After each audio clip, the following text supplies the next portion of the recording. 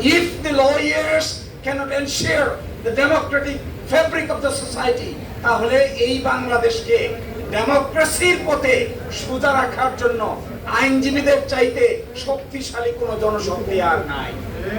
So this is my humble request to my dear learned friends and brothers and sisters. This is not only election, it is a fight for justice. It is a fight for transparency and accountability. This is a fight for independence of judiciary. This is a fight for giving protection to the subordinate judiciary.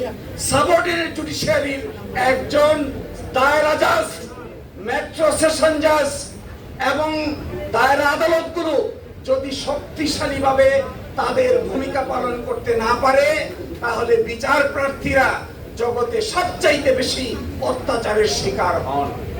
এই ঢাকার দায়রা আদালতের জেলা আদালত এবং metro sessions, এই আদালতগুলোতে সঠিকভাবে function করার জন্য এই নির্বাচন ব্যবস্থার মধ্য দিয়ে সবুজ প্যানেলে যারা বিজয়ী হয়ে আসবেন, আমি মনে করি তারা শুধুমাত্র সভাপতি আর সেক্রেটারি ডেজিগনেশনে থাকবেন না, তারা হবেন ন্যায় বিচার প্রতিষ্ঠার সবচাইতে গুরুত্বপূর্ণ ব্যক্তিত্ব।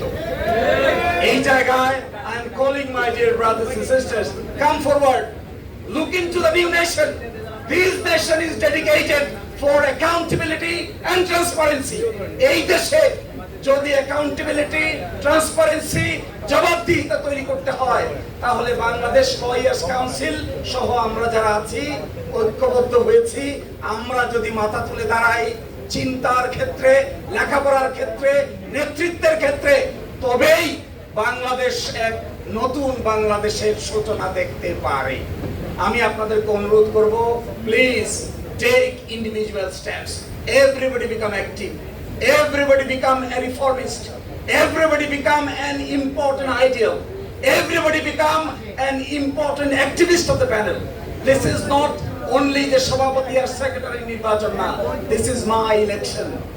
This is your election. This is your bar.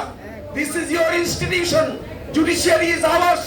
এটাকে সেভ করতে না পারলে শুধুমাত্র এক্সিকিউটিভ গভর্নমেন্ট 2/3 মেজরিটির বলে বাংলাদেশের সংবিধানকে তছনছ করে দেওয়ার চেষ্টা করছে।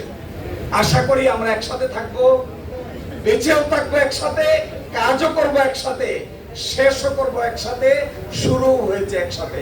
আল্লাহ আমাদের তৌফিক দান করুন। আসসালামু আলাইকুম ওয়া রাহমাতুল্লাহ।